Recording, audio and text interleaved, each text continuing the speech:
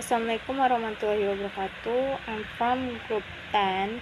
Me and my friend, we will present our material. The title is syllabus. Before that, introduce the group 10 members with myself, me, Mutia Melinsani, and my friend. Assalamualaikum warahmatullahi wabarakatuh. Hello everyone, my name is Rafliandri Brilliant Prawira, NPM 36. Function of syllabus.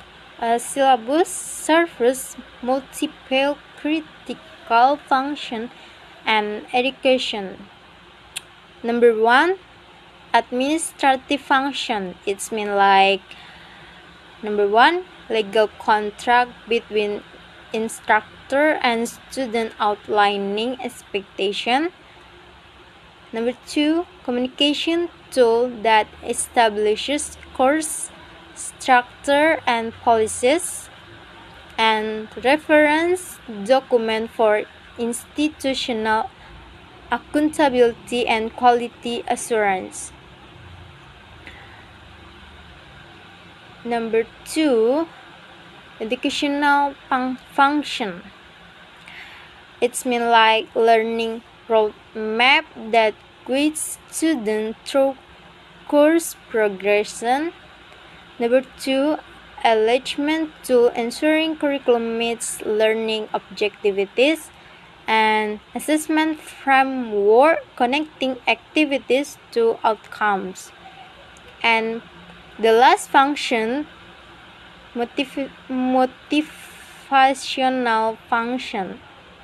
It's mean like set clear expectation to reduce student anxiety, demonstrates course relevant and real-world application, and establishes supportive learning environment through transparent communication. Essential element of an effective syllabus. Number 1, course identification. It's meant like number 1, course title, code, and credit hours.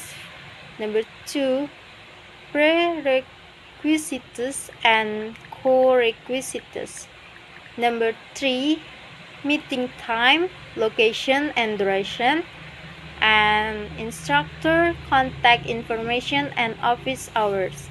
Number 2, course description and rationale. It's mean like brief overview of course content and scope. Number 2, explanation of how course fit within broader program and relevant to student academic and career goals. Okay, next. Number 3, learning objectivities. It's mean like number 1, specific measurable statement of what student will achieve. Number 2, alignment with program and institutional outcome, and clear connection to assessment method. Element number 4, content outline. It's mean like number 1, logical sequence of topic and times. Number 2, time allocation for each unit or module, and key concepts, skill, and knowledge areas. Okay, next. Number 5, assessment and evaluation. It's mean like types of assessment. For example, exam, project, presentation. Number 2, weeks distribution of grading criteria. Number 3, assessment schedule and submission requirement, and grading scale and performance standard. Element number 6, required material. It's mean like number 1, textbook, reading, and supplementary resources. Number 2, technology requirement and software needs. And equipment or material student must provide. Okay, next, element number 7, course policies. It's mean like number 1, attendance and participation expectation. Number 2, late submission policies.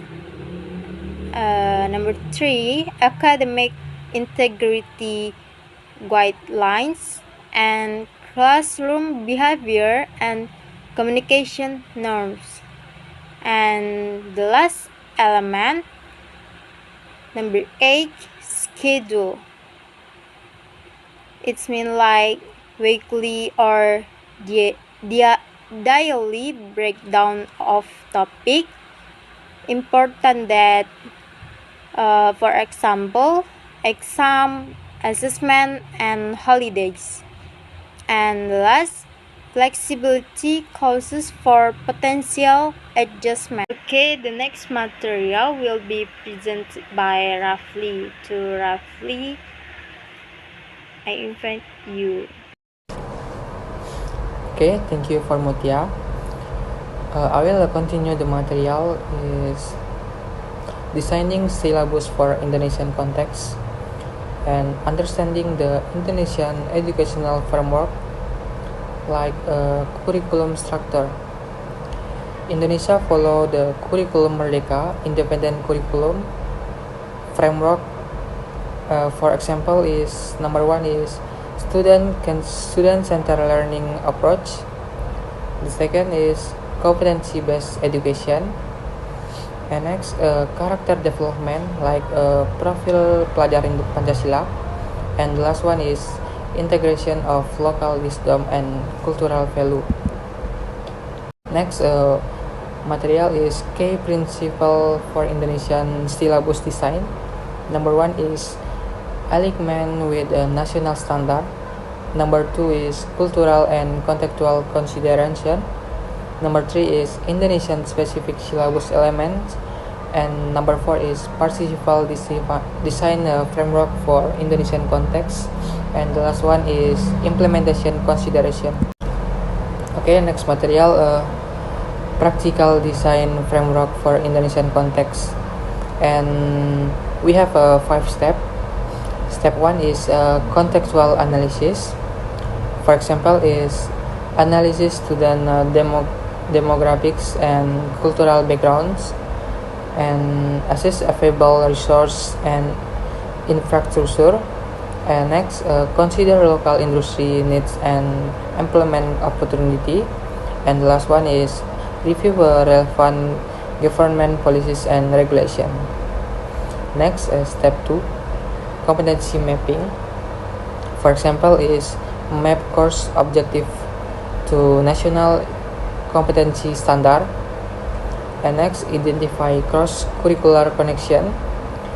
And number 3 is ensure a balance between hard and soft skill. And the last one is include the character development indicator. Next, step 3, content adaptation.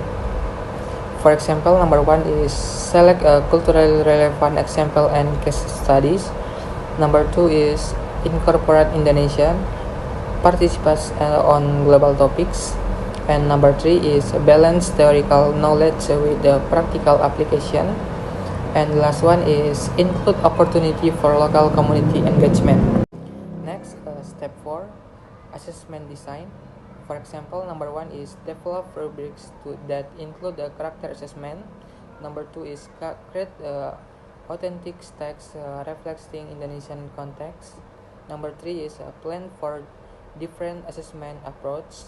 And the last one is include the reflection and self-evaluation components. Step 5, resource planning. For example, number 1 is identify locally available materials and resources. Number 2 is plan for a technology integration considering infrastructure. And number 3 is develop contingency plans for resource limitation. And the last one is create participation with a local institution or industry. Next, conclusion. So, effective syllabus design for Indonesian context requires balancing global educational standard with a local cultural value and national educational policy. The key is creating documents that serve both participant teaching tools and physical for character development, while remaining flexible enough to adapt to Indonesian diverse educational landscape. Success depends on understanding the unique needs of Indonesian learners, respecting cultural diversity, and maintaining alignment with national educational goals while fostering critical thinking and creativity that prepare students for global citizenship.